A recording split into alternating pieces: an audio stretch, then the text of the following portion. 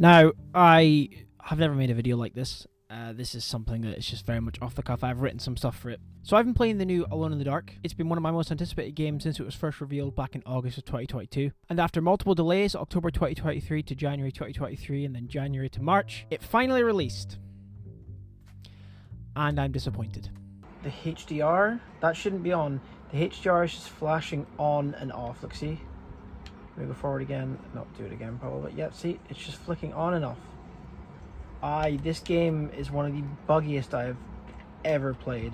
Now, I just want to say the game is not bad. In fact, I quite like the type of horror they were going for, the whole Lovecraftian angle. It's not done enough in games, in my opinion, that I've seen. But there's quite a few things I just don't like, and some of them I think are just downright bad. Just before we go any further, all gameplay in this video will be from Chapter 1, just to avoid spoilers if you do want to, play it for yourself. This isn't going to be an in-depth review of the game, it's just going to be my experience with it. I'll talk about some things I like, some things I didn't like. So the first thing I want to go over is the gameplay. Now, I love the survival horror genre. My favourites include Dead Space and Resident Evil 2 Remake. I'm very normie. But Alone in the Dark works differently to games like those. The puzzles do not hold your hand at all, and they can require a pen and paper almost 90% of the time, which I'm fine with, and I quite like the puzzles in the game.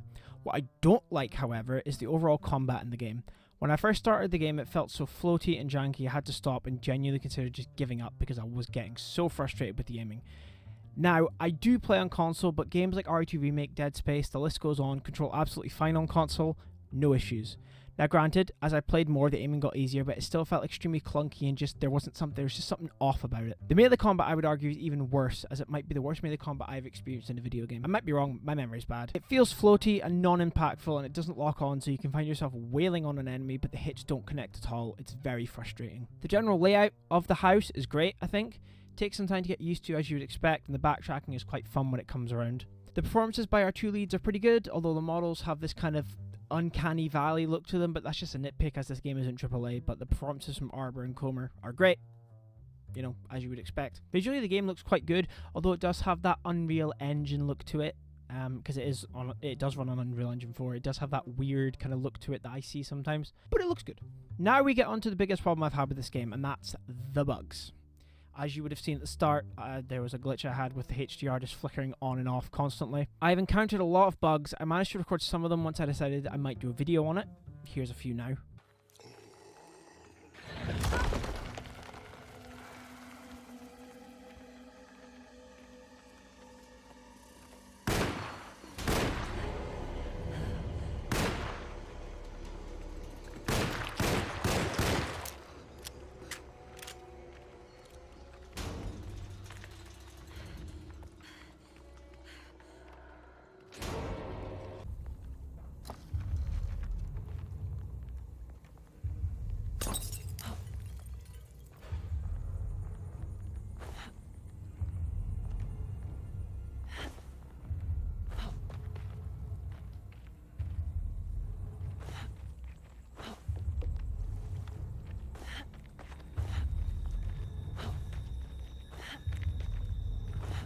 Now, this happened to me a lot in the game. I would walk up to some objects in the environment and get stuck on this invisible floor, like wall, and I couldn't escape without reloading a previous save.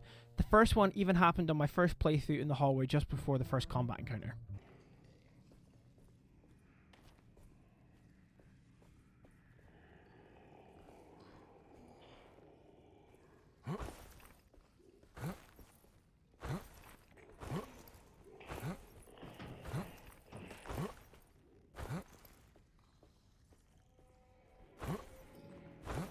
This really soured the experience quite quickly for me, and after reloading the save and experiencing the combat for the first time, you can see why I was soured and kind of left the game. Lastly, and this is what really just left me with a sour taste after finishing up the game, or attempting to at least, the achievements or trophies, whatever platform you play on, doesn't matter.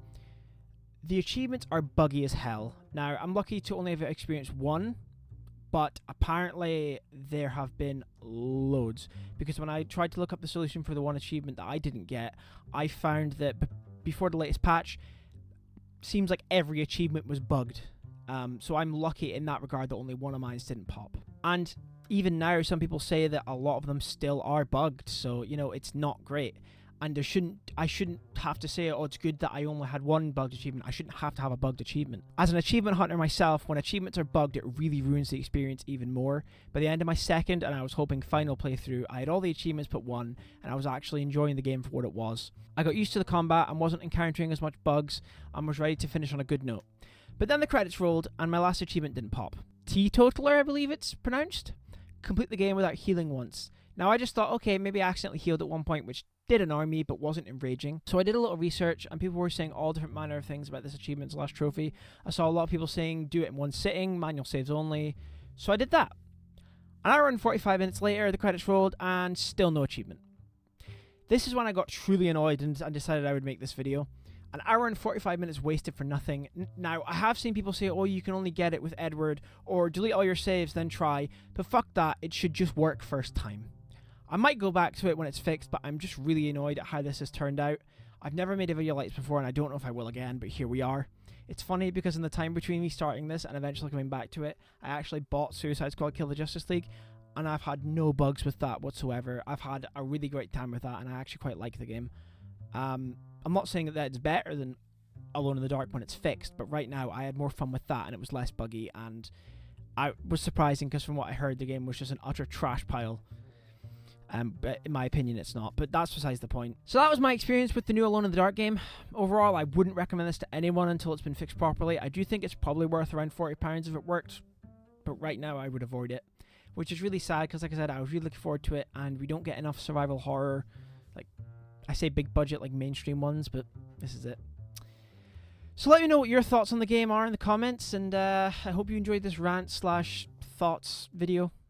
But yeah, thank you guys so much for watching. As always, if you do enjoy this, remember to like, drop a comment, subscribe for more. You can support me on Patreon, follow me on Instagram and Twitter, links in the description. I'll catch you in the next one. Cheers.